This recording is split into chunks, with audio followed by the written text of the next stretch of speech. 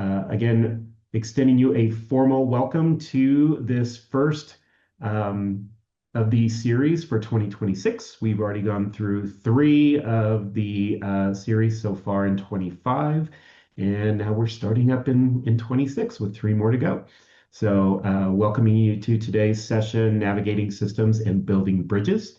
I am Anthony Salas. I'm the events director with Welcoming America. And if you have been with us on these before, sorry to intrude, but we're going to go over those quick housekeeping items before we start. So just a reminder, this session is being recorded, and we will be sharing that out with you probably, I would say, early next week at this point. So we'll get this out to you and all other registrants as well. If you are utilizing an AI bot, those will be removed since we are recording the session and providing that for you. So just a heads up there. And if you have any technical questions, issues with the platform, enter that into the chat and I will keep an eye out for that and help you with anything you might need. But as the presentation goes on, we do invite you to use the Q&A feature and enter your questions there. Enter them at any time so that way we can queue those up and take your questions when the presentation is over. And so now I am excited to reintroduce our fearless leaders of this series, Melissa, who is the director of the City of Portland, Maine's Office of Economic Opportunity, and Aram Guptil, who is the curriculum facilitator, also with the City of Portland, Maine's Office of Economic Opportunity. And again, our fearless leaders of this great series that they've put together for us. And I'm going to go ahead and turn it over to Melissa to kick us off. Happy New Year, everyone. We're so excited to be back. And we have three more of these series to go, and we have fun every single time we get the opportunity to share a little bit more. I will actually be passing this to Aram for a little recap for those who missed our last series. Just a quick 3 minutes to see where we're at and where we're going with this next conversation. Hello, everyone. Happy New Year. My name is Aram Guptal, and as Anthony said, I work with the City of Portland, and I'm the curriculum facilitator for the Natural Helpers Fellowship. This is the fourth webinar in a six-part series where we've been exploring and investigating all the different aspects that make up our Natural Helpers Fellowship. Anthony, do you mind progressing just to the next slide? Possible? Thank you so much. So we've had three webinar sessions so far. We've kind of just been building the foundation of the Natural Helpers Fellowship. And these are all available for you to rewatch or watch through the Welcoming America website. And Anthony can provide more information on that as well after today's webinar. So in the first session, we really explored the values that make up a natural helper in our community. And we talked a little bit about what happens when you bring together all these community leaders to learn from one another. In the second session, we discussed all the various components that make up our Natural Helpers Fellowship, including the volunteering, networking, advocacy, and presenter workshops. We also had the chance to hear from three of our fellowship alumni, and they shared their experience having gone through this program successfully. And then in the last session, we talked a little bit about what it really means to be in community together with one another. We really talked a lot about the fellowship cohort model and how this is a model that really cares for one another, uplifts one another, and supports all of its participants. So if you haven't had the chance to watch any of these sessions yet, I highly encourage you to do so. You'll gain some really great insight into the Natural Helpers Fellowship. Today, though, we are excited to jump a little bit deeper into the presenters and the workshops that we have with the Natural Helpers. And I'm going to pass it back over to Melissa to kick us off for today's conversation. Thanks, Aram. That was a great recap. As Aram mentioned, you guys got the opportunity to hear from a lot of natural helpers and people doing this work. And now we're just going to take a deeper dive this session into systems. I think it's a perfect time in where we are in our society to talk about how natural helpers are bridge builders to systems work, and the conversations that we have around systems. So some of those conversations would look like what happens when systems become dismantled, what happens when we have to hold systems strong, and what happens when we have to innovate new systems to create a better future. And we have a great person, a great speaker for you guys today to talk to you a little bit about that.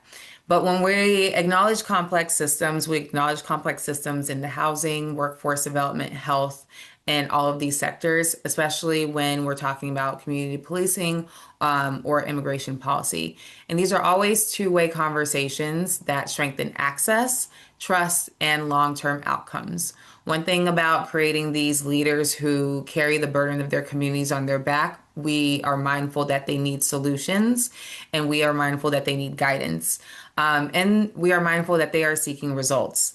So as they cultivate their learning throughout the entirety of the fellowship, we anticipate that they bring this learning to their community and find the results needed to create stronger, healthier, and more united communities. There's a laundry list of other things that we'll get into later, but I do want to take this time to introduce one of the speakers for the Natural Helpers program. She ran a workshop last year that was very, very, very well received, and she is one that I highlight as an institutional change maker and one of my favorite mentors, Loris Wilkins Lawrence. A little bit about Loris is she worked for the Sewell Foundation, which is one of our leading philanthropy organizations in the state, from 2015 until she just retired last year. And as a part of the Sewell staff, she supported an innovative community engagement process with nonprofits and other community organizations in Lewiston, Auburn, and Portland alike. She also served on the board for Maine Initiatives and previously on a grants committee for Maine Health Access Foundation. She is so committed to creating deep equity with a special concern for marginalized communities and for the earth.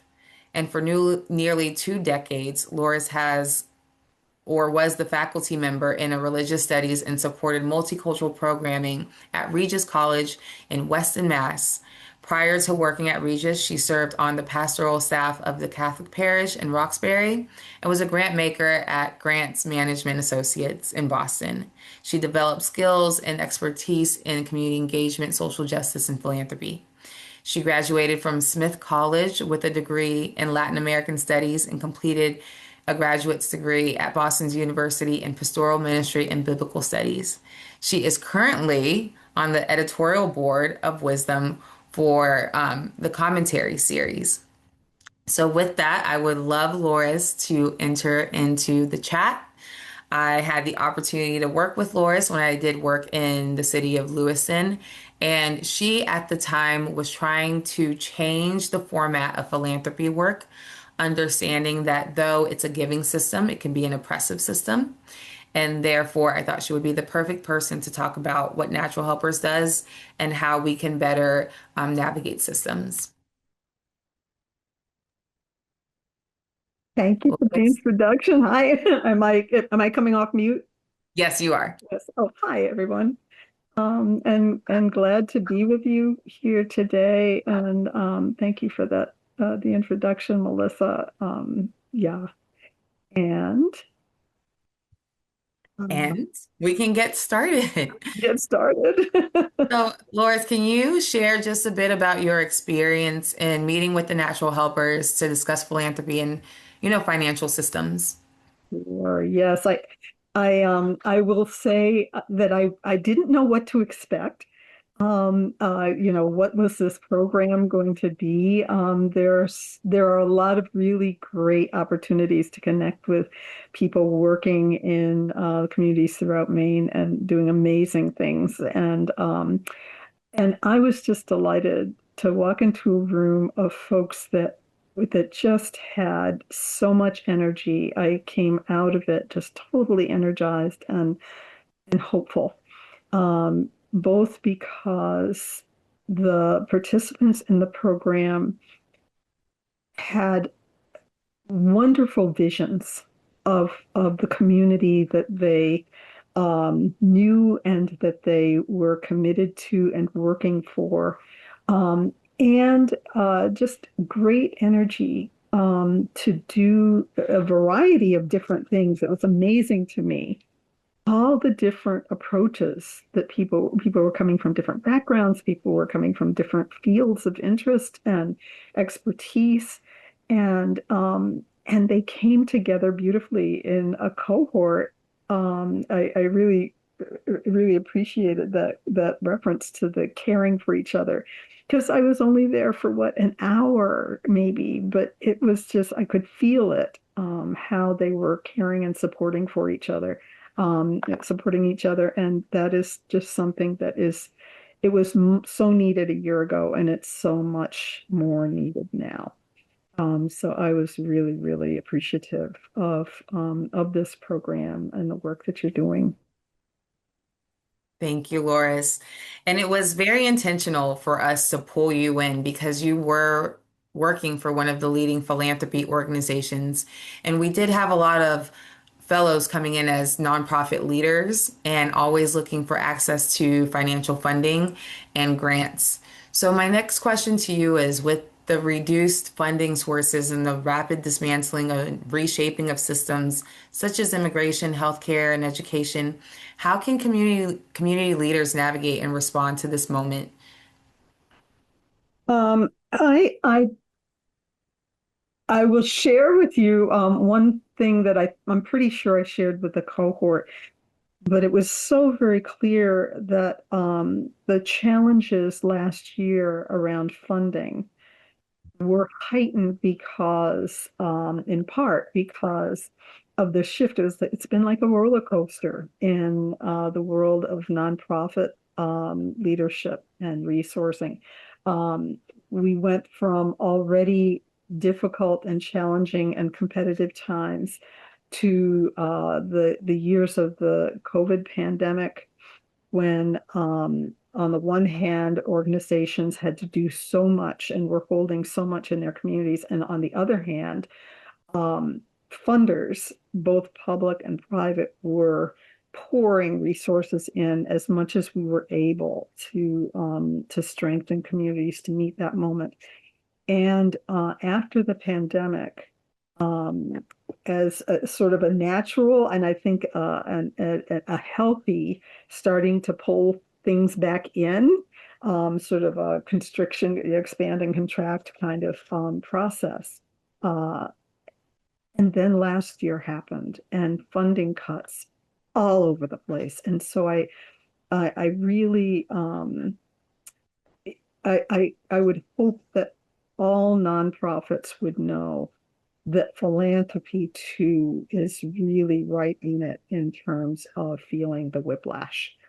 Um, and um, and I think that in terms of navigating those challenges, it's important to know that funders are navigating very serious challenges too. And so to the extent that nonprofit organizations can collectively come together, and that was certainly a real drive in my work, was to bring nonprofits together to work with funders together, which is very it's not the way the system works, right? Is that usually each individual organization sends a proposal to each individual nonprofit, and I mean funder, and it's the same proposal. And so everybody's competing with each other. And is it possible, especially in moments like right now, um, for nonprofits to be able to come together and say, we're all serving the same community. What are the priorities that we can work on together, and to collectively seek support from funders who are doing the very same thing? And I think that right now that's especially important, is collective action. As wonderful as the innovations of individual organizations are and individual funders are, Right now is, I think, a time for collective action and for sort of pausing on the individual efforts to solve problems. Yeah, it's going to take all of us working together to rebuild. Thank you, Loris. And you definitely ran that home to the natural helpers cohort, so much so that they worked within themselves to find alignment and join communities. And the whole theme of that became breaking silos. And Mm. people released whatever safety guard that they had and responsibility that they had for their community and decided to be vulnerable and share with other communities to find a solution that fit everybody justly. So thank you for that insight. Another piece about Loris is that she is one of the leading members of the BIPOC Elders committee that is here in Portland, and they are filled with institutional historical knowledge on American systems. And I always get the opportunity to be a listening ear in that group. But because of all of that institutional knowledge around civil rights and how to navigate and overcome systems that exclude people, I thought you would be the perfect person to give advice and talk to us a little bit about what you would say to a child or to a parent who carry the fear that a lot of people have today around the future. Mm. Well, that's such an important question, and it's one that, yes, we do have a little group of BIPOC elders in Maine that are trying to find ways that we can hold the community right now and step up as elders. And one of the things that's so clear to me is that my generation, I'm a baby boomer. I'm a child of the 50s and 60s, and so the all that work in the civil rights movement, um, what went into that process is something that I think we as elders really need to share with the next generation of leaders, those who fought for us. Um, did so at great personal risk and sacrifice. And I'm going to just name for myself a sense that my generation sort of took for granted a lot of the just basic, um, I can't say opportunities because so many of us don't have access to opportunity yet, but just basic civility, and just recently that has eroded so much. And so I think that what's important, and what I would say as an elder of the community now, is that I know that our people have survived and thrived through much harder stuff than what we're going through right now. And I will say I was listening to the Episcopal bishop from Minnesota the other night, who just made a statement that made me think a lot about the speeches of Martin Luther King and other civil rights leaders, which is it may take again an enormous cost and risk. And it's something we have to do because that's what we do. That's how we survive, and we will do it. We're going to get through this, and we're going to get through it together. And I think that when I think about fear, I think that hatred drives fear. And so we've just got to step up and love. And philanthropy that's what it is. At its core is the love of people, right? The love of folks, the love of community. And so when it gets scary, and I am knowing that here myself, and my family members are experiencing it, and certainly very dear friends are experiencing it. And I just keep thinking about what that bishop said the other night, is we have to meet this moment with love and solidarity together. And I have a lot of hope that that that will make it through because I know that's how my ancestors made it through.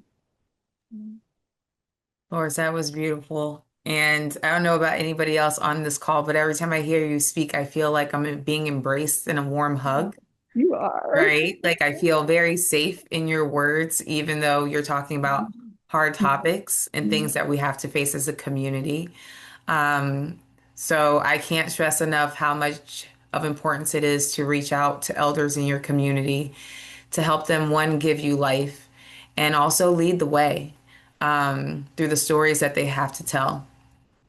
And on the line of hope, looking ahead between bridging gaps with philanthropy funding and community organizations, what hope do you have? Or in a better sense of what would that look like in the future for you, in the ideal future? I think the hope that I have is in vision building. I think that that's going to be really, really critical. I remember my dad taught me how to drive, God bless his heart. I know he was nervous every step of the way, but one of the things that he said, which to me was really counterintuitive because I'm only 5 feet tall and I could barely see over the steering wheel, but he kept, every time he saw me looking at the hood of the car, he said, always look at the furthest point you can see on the horizon and let that guide you.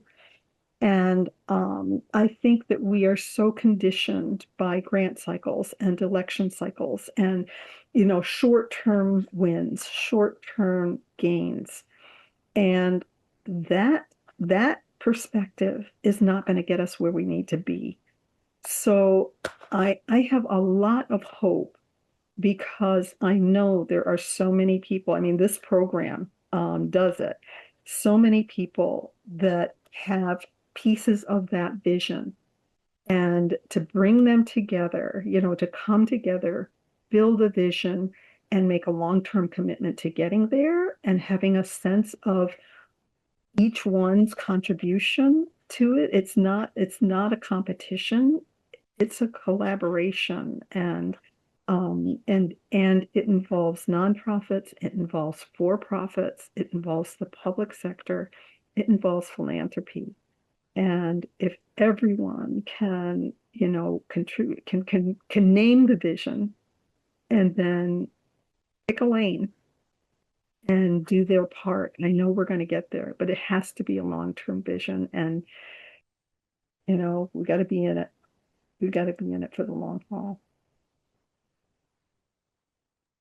That we do. And I know people are going to get upset with me for not continuing this conversation with Loris. I'm sure that we can talk the whole hour and every listening ear would be sharp. But we will ask you to stay, Loris, because I'm also sure that people have questions for you and maybe ideas of a little guidance for their communities as well. So we'll save time at the end for people to ask you questions. And we want to thank you so much for sharing your time, your insight, and your warmth with all of us. I am Thank grateful every time I get the you. opportunity to be in a room with you. And just hold tight. Thank you. Thank you, Loris.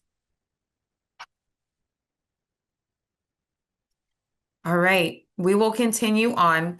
We did want to give you guys a little bit of a breakdown about what the curriculum of the fellowship looks like. Who's at the table? Who are we calling upon to make changes?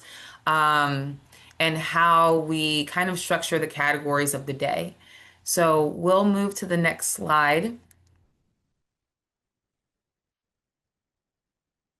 And this layout is a little bit about day one. Previously, if you haven't seen this webinar yet, we talked to you about power systems where we showed a short video that we tend to show to all of the natural helpers around power. Now, we show this video for them to discover two things: simplicity in power, so how power can functions, who have power, who has power, and how it can shift. But we also do it so they can discover their own power. You would be surprised at how many people, just like yourselves, are in the community but don't see the power that they hold. And once they discover the power that they hold, how well they exercise it, right? Without apologies, vehemently, and with a sacrificial element.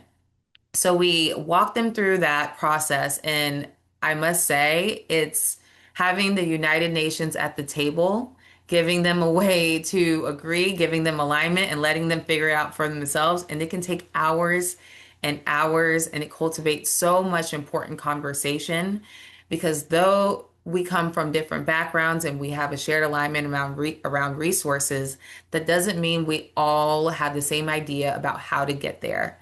A little bit about that vision. How do we get there, and what part can you play to create that? So we acknowledge the power that they don't see, and the power that they can hold, while learning what influences the choices that they make, the choices that organizations make, and the choices that communities make overall. Next slide.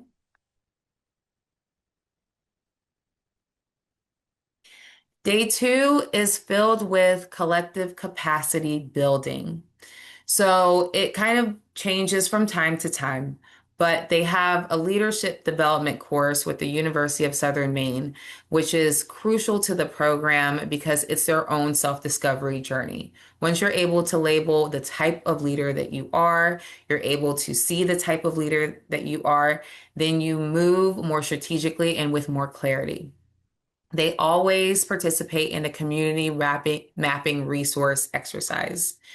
Some people believe that there are no resources in their community, and some people believe that there are so many resources in their community. So we give this exercise to them to figure it out. And once they do figure it out, how to utilize those resources to the fullest capacity. Shaping the cohort values and commitments. This is a non-negotiable. So what typically happens is the cohort must have their own set of values and commitments. And these values could be, you are not better than me, I am not better than you, and that's how respect is shown. And we write those values down. So when people fall out of those values, we always have to center them back in, as well as commitments. Commitments create accountability. And everybody here is giving up time and time away from their loved ones to create change. So we must hold them accountable to doing that, to seeing the results that they want to see. And then a personal exercise that we have them do is critical biography. You get the opportunity to write your feelings. And this is an exercise that a lot of people take for granted. Therapists will push out journaling as a way to express yourselves. We thought that this is a critical exercise for natural helpers to take part in. Far too often, they move quickly through life solving solutions for other people, but they never get the opportunity to look within and find what's driving them, what's causing them fear, and what's causing them pause. So through Bates College, we run this exercise to the point where they reach their end goal and they're able to clearly articulate who they are as a leader, what they want to see from their community, what their overall vision is, their long-term is, and they say it with such authority that even if they didn't believe it, they believe it by the end of their words. So, next slide.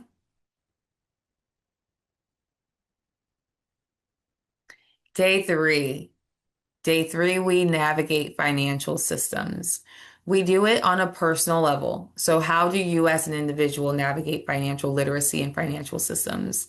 And we take a very holistic approach. Financial literacy could look like banking, but it could look like emotional spending. It could look like retail therapy. It could look like what you do when you're under stress or distress.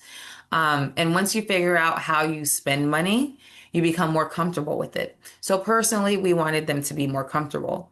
And then from the nonprofits and those seeking to become nonprofits, it's important to bring philanthropy folks like Loris to come in and our main association of nonprofits to come in to look like what that funding journey would look like for you.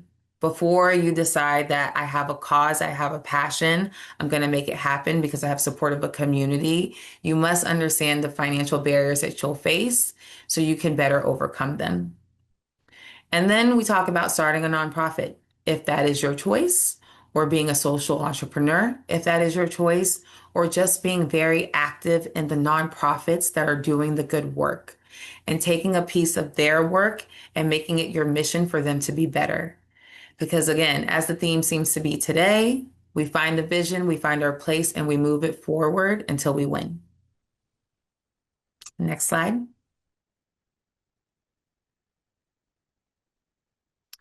Um, Police systems and community safety is always a necessary conversation. We're grateful that the police chief takes time to meet with the natural helpers to talk about what policing looks like for communities and what policing looks like on an individual basis. Because this is a two-way conversation, we push the natural helpers to ask questions that the police might not know. So things that they're seeing in their communities, the safety that they feel, what community safety looks like for them. And then we challenge them to find solutions together. So every natural helper goes on a ride along with law enforcement to get to see their day to day and sit with them for about 4 to 7 hours and ask these questions. There's not much you can get away with when you're side by side with somebody in a car. You must speak or else it's going to be a very awkward ride. But they always come back with a newfound experience and vision after that.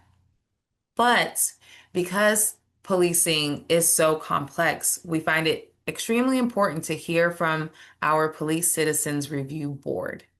And these are typically made up of minority folks who get to review cases done by police officers. They almost set as a checks and balance and hear the things that they go through or the findings or maybe things that could be worked on more to create a safer community. Next slide. And this is my last slide before I pass this off to Aram. Immigration and policy work. Every cohort looks a little different, but the questions around immigration stays the same. And that is of no fault to the complex system of immigration that we have in the US anyway. People are always trying to do the right thing. They're always trying to get their ducks in a row. They're always trying to follow the process correctly. They're always trying to make sure that they are here legally and they have their papers to prove it. But because the system is so complex and could feel unjust to certain groups, it's important to hear from attorneys. And we are always grateful for the attorneys that come in and share their insights. Last year, it was an attorney from the International House who spoke on a domestic level and an international level about what immigration looks like. I'm sure if she came today, it would sound a little bit different. So we're excited to have her back for this year's cohort. We also partner very strongly with the ACLU to talk about immigration systems and constitutional rights and civil rights. When you set foot in this country, you are afforded a set of civil rights, and people don't know that to be true. So we always want to start from the ground up, teaching folks so they can bring that information back to their communities. So now I will pass it off to Aram. Thanks, Melissa. And we can progress to the next slide. Thanks, Anthony. So like so many towns and cities across the US, housing is a huge issue for us here in Maine. And understanding the housing system, both as a landlord, a renter, a homeowner, can be incredibly complex. So we spend one day devoted to understanding housing systems, everything that goes into it, speaking with housing navigators, tenant rights specialists, code inspectors, to really understand the complexity of the system and what can be done for folks, for our natural helpers to be able to support their community members who might be really trying to navigate the housing system. The next day, the next slide, is a day actually that might be personally one of my favorite.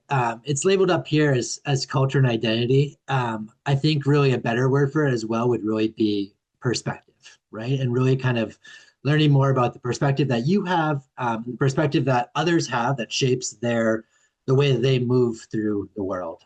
So we really sit down with one another and engage with each person's background. One activity that they do is an identity through self, others, and place. which is a really unique experience where the natural helpers write about a moment from their past that really stood out to them. First, they write about this moment as themselves and how this perspective was for them. And then they write from the perspective of the other people that was a part of that moment. Maybe it was their friend or their family members. And then lastly, they write about it through the perspective of the place that took part in. So people were writing about what it was like for one person shared a story about being at the mall and kind of wrote from the viewpoint of the mall. It's a really interesting experience to really ground the person in how perspective really interacts with the work that we do. Also pictured here is some of our natural helpers from 2 cohorts ago participating in a cultural fashion show that was sponsored by the Maine Jewish Museum. This was a great time for people to kind of come together and to share a little bit about their culture and to kind of collaborate and engage on this. So the other thing I want to mention as well is the Myers-Briggs in Leadership, which was a great workshop that we did that really centered one on how your personality might affect your leadership style, but really also touched on how can you collaborate and connect with people who might have a different leadership style than you do? What are the best ways for different personalities to come together and work together to achieve a common goal? For the next day, the next slide, was focused on we're in Maine, so it was focused a lot on community resilience, the climate, and also the waterfront here in Maine. This was a great day to explore systems that a lot of folks might not know a lot about. The waterfront in Maine is a huge system, but has barriers for people to access. And so this is a great day for people to come together to become more aware of systems and resources that are in their community that they may not know anything about. We also take part in a tour of Portland, learning a little bit about Black History tour, once again connecting present day situations or experiences to what has happened historically in the past in Portland. And then lastly, we talk a lot about climate resilience, which is, climate change just disproportionately affects people of color, low income folks, but they don't often have the tools that they need to combat it. And it can feel quite, there can be a lot of anxiety around kind of the overwhelmingness of climate change. So we really focus on providing really practical solutions to climate change, partnering with the Red Cross to come in and actually teach us CPR so that we can be prepared for emergencies, natural disasters, and then also partnering with other local organizations to do work around temperature control in houses, for instance. So this is a very interesting day for the natural helpers. And then moving on to the next day is a state government day. So much of the previous days really tend to focus more on kind of local or like citywide, kind of greater Portland region resources. On this day, we take a field trip to our state capital and really get the opportunity to speak with executives high up, with people in really powerful leadership roles within Maine about issues that are affecting everyone statewide. So we get to really kind of dive in deeper into the housing system and into statewide housing needs. We talk a lot about youth organizing and advocacy and how that looks like on a statewide level. Barriers to care for public health access across Maine. We also get the great opportunity to take a state house tour, which is really inspiring. And you get access to spaces that you've never been in before. I have never been to the state capitol in Maine. I've never been inside the representative chambers. And so it's just so powerful to kind of be in there, to be speaking with folks that we kind of come across, walking down the halls, meeting representatives, folks who are making these powerful decisions and having the ability to chat with them about what's happening at a community or local level. And then our last day on the next slide is about healthcare access. and focusing on physical health, expanding access to healthcare across communities in Maine, really trying to understand the systems and the systemic challenges in healthcare, but also examining mental health and preventing caregiver burnout. As so many of you know, there is so much to balance in the world, right? And a natural helper is someone who is taking care of their community, but is also taking care of their parents, their children, their loved ones. And you combine all of that work with the news and with like just things that are going on that are constantly bombarding us. um, it's can be a challenge to make sure that you don't burn out, to make sure that you're taking care of yourself. So this is a time where we have a therapist come in and really sit down with our natural helpers to discuss preventative ways to take care of your own self, so that way you are prepared and ready to help others in your community, which is a great conversation to have. We also conclude this day by talking about how mental health affects the well-being of those in our community, and also focus a lot on gendered violence, domestic violence, and how violence can show up in LGBT spaces and trans spaces, in BIPOC spaces. So that is a quick rundown of all of our days and all of the folks that we meet with.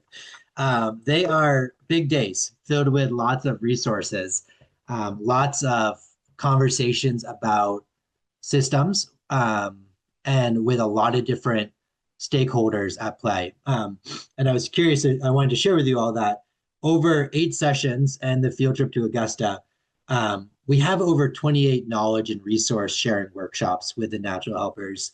And we have over 33 local organizations come to lead these conversations. So it really leads to both the collaborative cross sector of individuals who are really kind of coming together to really solve these systems issues in our communities. It's really great. We have over 16 nonprofits that come, 7 state and federal organizations, 6 private businesses, and over 4 city departments who come and spend the time sharing their wealth of knowledge and information with our natural helpers.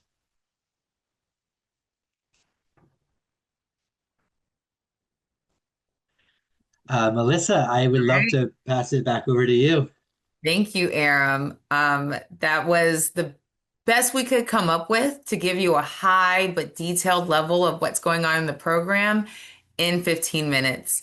And we would be happy to answer any questions again via email, or you can reach out to Anthony if you are more curious about more in-depth findings. So I am excited to bring on one of the natural helpers from this cohort. Our dearest Neo is in the call, and Neo was last year's fellow. And Neo came in with one of the freshest perspective on needs in the community.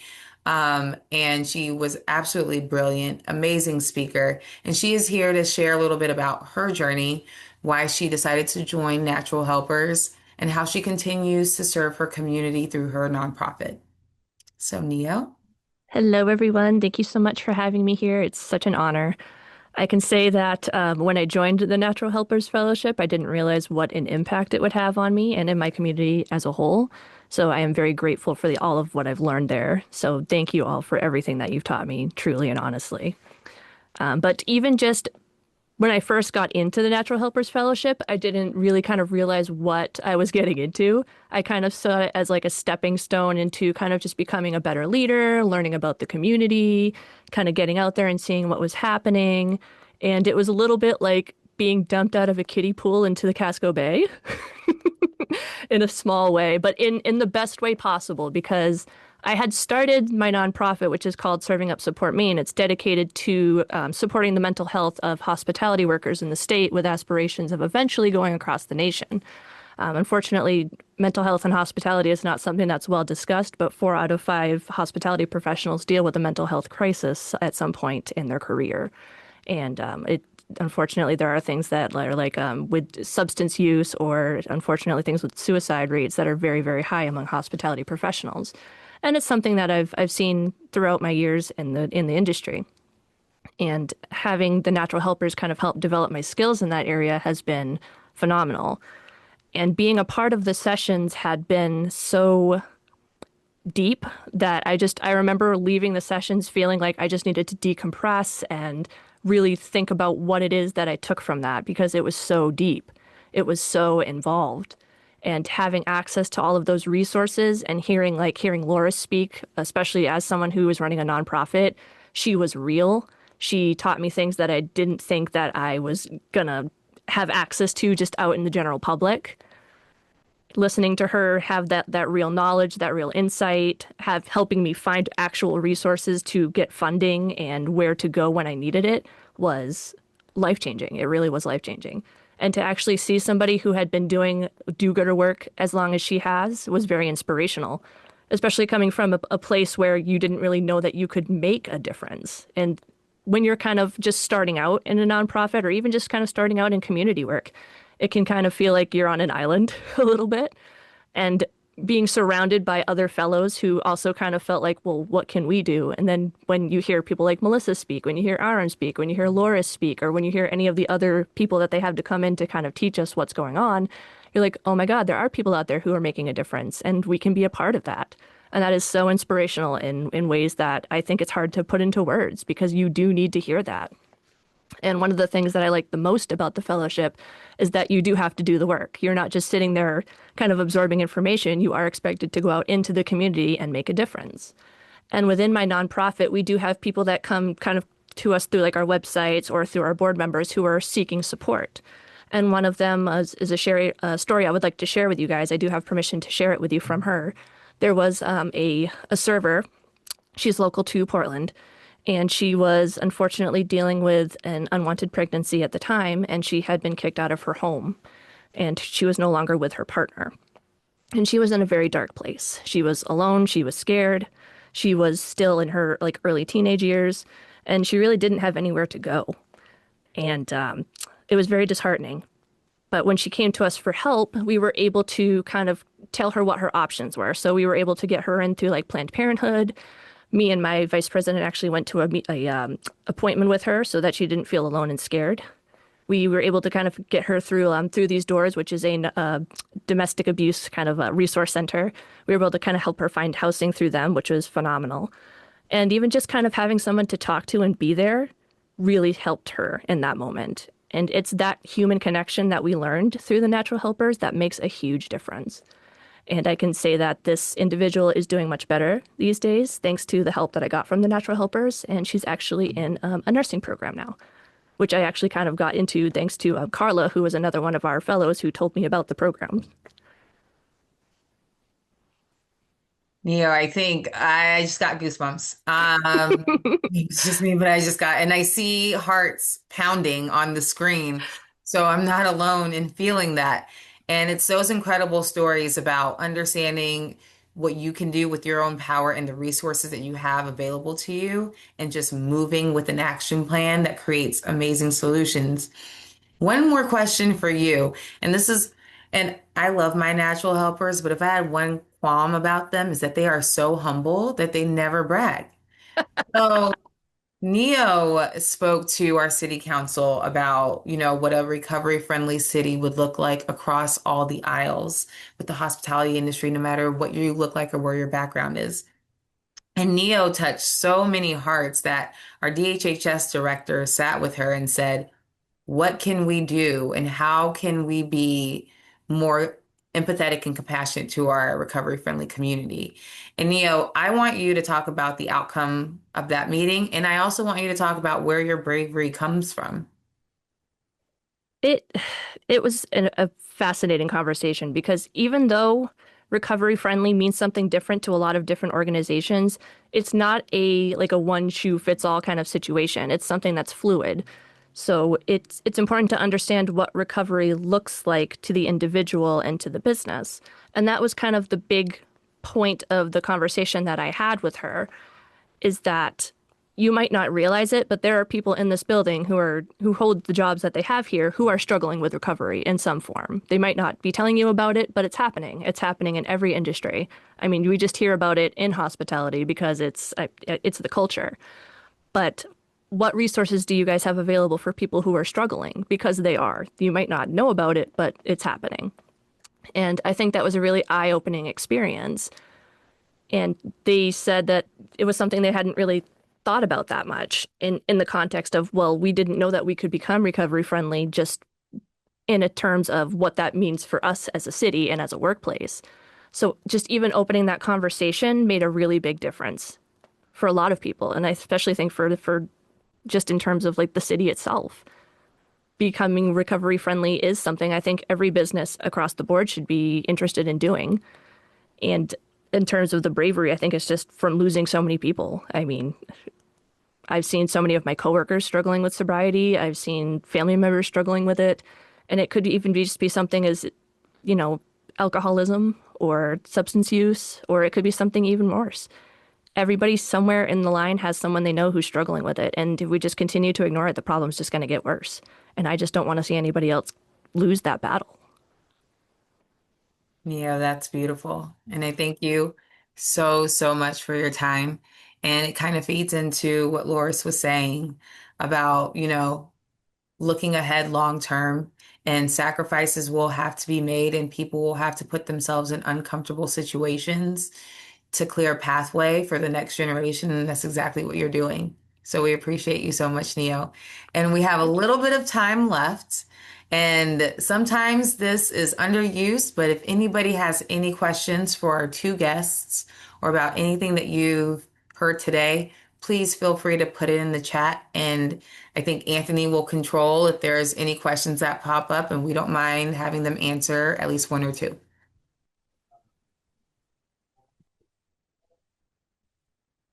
I can get my camera on. Yes, absolutely. We do have time left, but I again, Aram and Melissa, you all just bring in such amazing guests, and Loris and Neo, thank you for inspiring us today. I'm saying us. I'm speaking for everyone. I know I was definitely inspired by both of you, so thank you so much for all that you shared with us.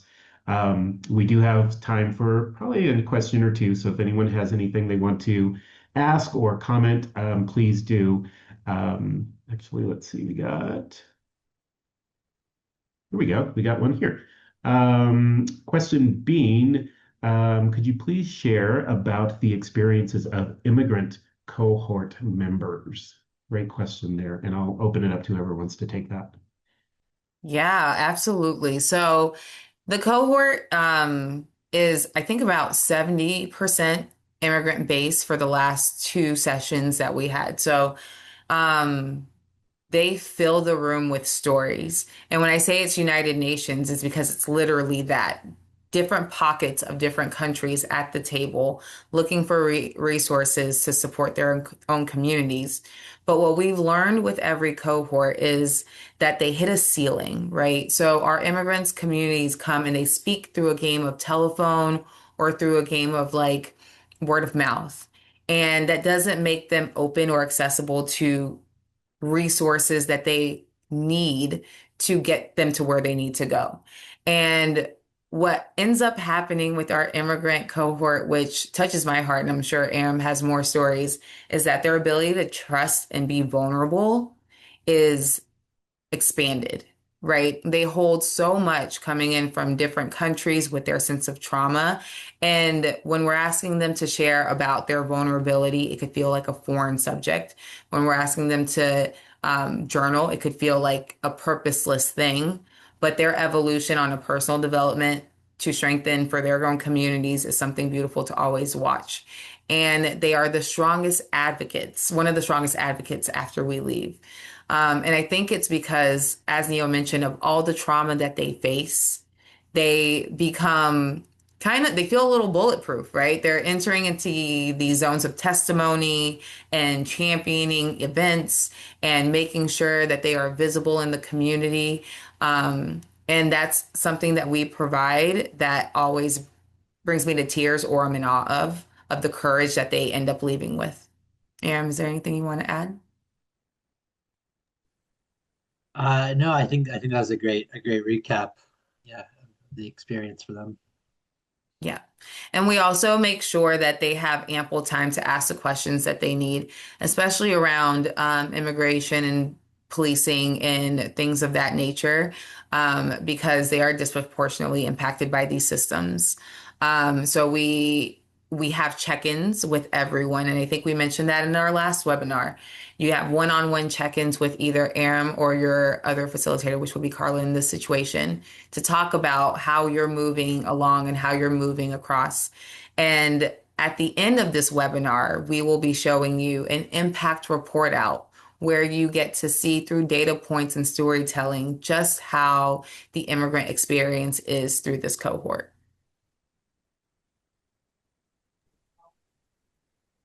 Neil or Lois, any comments you would like to make? I just reflecting again in the brief time that I was with the cohort, but I was delighted to see the diversity in different backgrounds. There were, yes, a lot of immigrants among the members of the cohort, but they shared very different backgrounds with each other, and you could sort of see the energy and the creativity and the perspectives really helping to sort of broaden out into just all sorts of amazing possibilities and a sense of possibility. So I'm really, really excited about that and just really grateful. And thank you for inviting me to be a part of this conversation. Thank you for being here. Neil, any closing comments from you? I would say that hearing all the different stories from all of my fellow cohorts really kind of opened my eyes. I mean, we have immigrants in Maine from all across the world, and hearing their different stories was very impactful.